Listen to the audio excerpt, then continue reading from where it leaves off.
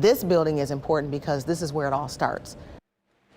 Tonight, we are going behind the badge, one-on-one with Columbus Police Chief Elaine Bryant. The goal, to learn what's being done to keep your family safe. Shootings and violent crimes seem to be a daily occurrence in the city, with the victims and suspects getting younger in age. So I pressed the chief on what's being done to change the narrative. It's been a year, a year of transformation. It's been a lot. But I wouldn't trade it for the world. Columbus Police Chief Elaine Bryant reflects on the progress made by her department during her first 15 months in office. Although we've made some significant strides, I still feel that we have, a ways to go.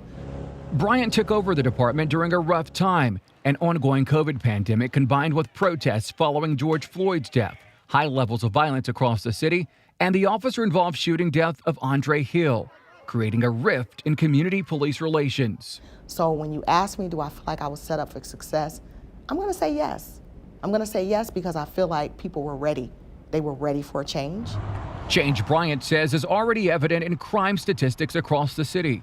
According to city-provided data, violent crime in Columbus dropped by almost 28% in the first half of 2022, with a 40% reduction in homicides compared to the same time period last year, and a case closure rate that has increased almost 15%. One homicide is one too many.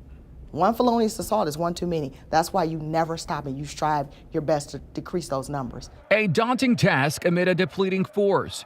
Between city-approved buyouts, retirement, and challenges recruiting, Bryant says the Columbus Division of Police is like many other departments across the country, short on staff. When you talk about 1 million people, there's a small number that are actually perpetuating the majority of our violent crime. And we're focused, laser focused, on ensuring that we're addressing that.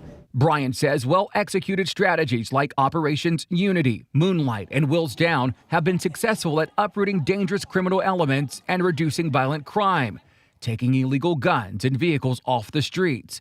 However, she says more work is needed in order to tackle another troubling trend. When you look at our homicide victims and our suspects, when you look at our felonious assault suspects and victims, they're young. Yeah. They're young. We're talking about under 21.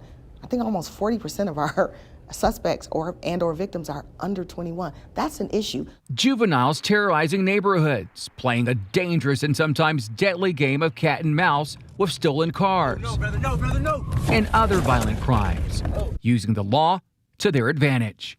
There's been this debate and back and forth that maybe there should be stricter laws for these juvenile offenders. Would you agree to that? So that's a really sensitive topic, and I will tell you why.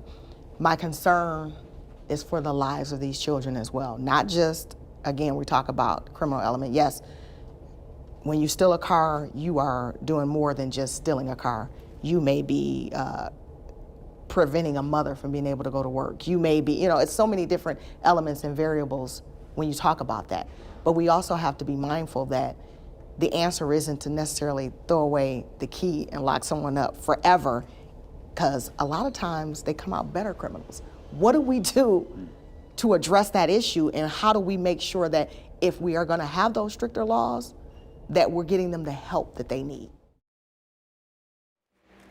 The chief says crime is not something that we can police our way out of. We all play a role, she says. In fact, she says open dialogue and support from the community has been key to solving many cases here in the city. She hopes that relationship that she and her department has built can continue to be built upon in the future.